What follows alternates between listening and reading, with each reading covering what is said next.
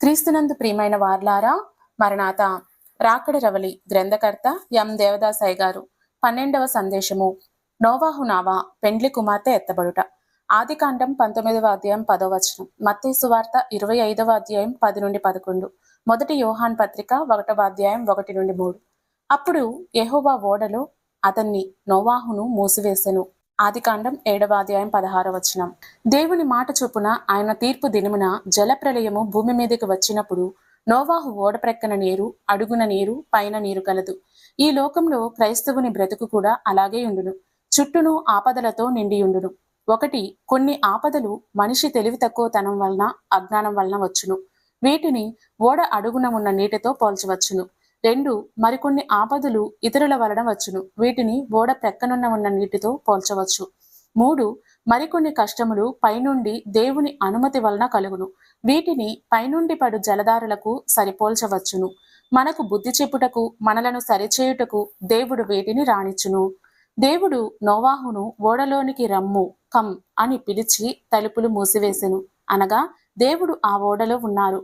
అందులో ఉండి నోవాహును పిలిచెను. విశ్వాసి జీవితంలో కూడా బహిరంగ శరీరమునకే ప్రభువు శ్రమలు పంపించును. అంతరంగంలో ప్రభువు ఉండును గనుక విశ్వాసి భయపడడు. ప్రభువు ఆపదలను విశ్వాసి లోపలికి ప్రవేశింపనీయడు కనుక విశ్వాసి భయపడనక్కర్లేదు. దేవుడు మనకు అన్ని సదుపాయములనిచ్చి తుదకు రక్షణ కూడా ఇచ్చినను మనుష్యునికి ఇంకనూ సందేహమే. మనిషి వృద్ధిలోనికి రాకపోవడమునకు కారణం భయము. ఎన్ని కష్టములున్నను ప్రభు మన చెంత ఉన్నారు అను దృష్టి మానవుడు కలిగి ఉండవలను. ఆయన లేకుండా విశ్వాసిని ఎప్పుడు ఒంటరిగా కష్టములలో ఉంచడు. ఓడలోనికి నీరు రాకపోవడమునకు కారణం ఓడకు కీలు పూసి ఉన్నారు కనుక ఓడ లోపల ఉన్న వారికి కీడు రాలేదు మరియు ప్రభువు వారితో ఉన్నారు. ఒకవేళ శరీరమును బట్టి భయం కలగవచ్చును కానీ హాని మాత్రం ఉండదు. సొదొమలో దూతలు లోతును లోపలికి లాగి తలుపు వేసిరి, ఎందుకనగా బయట శత్రువులున్నారు. అలాగే విశ్వాసికి కష్టముండును కానీ హాని మాత్రం రాదు. మరియు పరలోకమే ఈ నావ అని కూడా చెప్పవచ్చును. భూమి మీద ఉన్న అవిశ్వాసులు నావకు ప్రక్కనున్న నీటితో సరిపోల్చవచ్చును. వీరు సంగమునకు శత్రువులు. అయితే పెండ్లి కుమార్తె 7 సంవత్సరముల శ్రమలు రాకముందే ఆ శ్రమలను చూడకుండానే వెళ్ళిపోవును.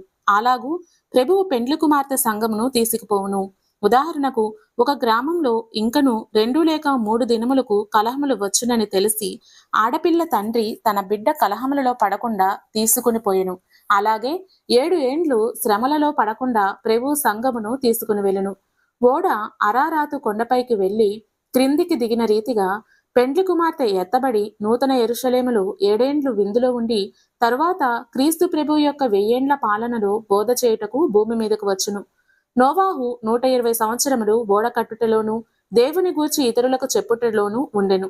దేవుడు 120 సంవత్సరములు ఎందుకిచ్చిననగా ప్రజలు మారు మనసు పొందుటకు మాత్రమే గాక నోవాహు బాగుగా సిద్ధపడుటకును గొప్ప విశ్వాసిగా తయారగుటకును ఇచ్చెను. అలాగుననే ఇతరుల మారు మనసు నిమిత్తమే గాక పెండ్లి కుమార్తె బాగుగా సిద్ధపడు నిమిత్తం కూడా ప్రభువు తన 2వ రాకడ ఆలస్యం చేయుచున్నాడు. 2 పేతురు 3:9. నోవాహు విశ్వాసి అయినను మరింత బలపడటకు గడువిచ్చెను. అలాగే పెండ్లి కుమార్తె సంఘ విషయము కూడా జరుగుచున్నది. నోవాహు నీతిపరుడు, నిందారహితుడు, దేవునితో నడిచినవాడు. ఆదికాండం 6వ అధ్యాయం 9వ వచనం. ఒక మనిషిని గూర్చి మనమేమి అడుగుదుము? అతనెవరు, ఏం పని చేయుచున్నాడు, అతడెటువంటి వాడు అని అడుగుదుము. దేవుడు లోకమంతయు పారజూచెను, ఒక్కడైనను మంచివాడు కనబడలేదు. ఒక్క నోవాహు మాత్రము నీతిపరుడై ఉండెను. దేవుడు ఏదైనా గొప్ప పని చేయించుటకు ఒక మంచి వారిని ఏర్పరచుకొనును, కానీ ఒక్కొక్కప్పుడు చెడ్డవారిని కూడా ఆయన ఏర్పరచుకొనును. ఎందుకనగా ఆ గొప్ప పని అతని మీద పెట్టినప్పుడే అతడు మార్పు చెంది మంచివానిగా మారునని. నోవాహు నీతిపరుడు. ఎక్కడ? తన ఎదుట తాను నీతిపరుడు, తన మనస్సాక్షి ఎదుట నీతిపరుడు. ఉదాహరణకు, ఒక దొరగారి దగ్గర ఉన్న బంట్రోతు బల్ల మీదనున్న 200 రూపాయలు దొంగిలించెను.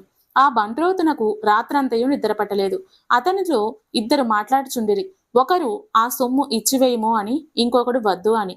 అతడు మరుసటి ఉదయమున ఆ సొమ్ము దొరకారికి ఇచ్చివేసెను. అప్పుడు అతని లోపల కలహములు కూడా ఆగిపోయెను, మనసులో నెమ్మది కలిగెను. ఏ విశ్వాసి యొక్క మనసాక్షి తన్ను గద్దించుటకు సందులేదో అట్టివారే ఎత్తబడే గుంపులో ఉందురు. అనగా తన మనస్సాక్షి కూడా తన్ను గద్దింపకుండు స్థితి ఎవరికున్నదో వారే పెండ్లి కుమార్తె సంఘంలోని వారై ఉందురు. రెండవ రాకడలోని వారు తమ సొంత మనస్సాక్షి కూడా గద్దించలేనంత పవిత్రమైన స్థితిలో ఉందురు. నోవాహు తన మనస్సాక్షి ఎదుట నీతిమంతుడు, మనుష్యుల ఎదుట నీతిమంతుడు, దేవుని ఎదుట నీతిమంతుడు. దేవుడు నోవాహుతో, ఈ తరములో నీవే నీతిమంతుడు అని చెప్పెను. ఇట్టి స్థితి చదువరులకు కలిగియుండు దీవెన ప్రభువు అనుగ్రహించునుగాక. ఆమేన్. మరణాత.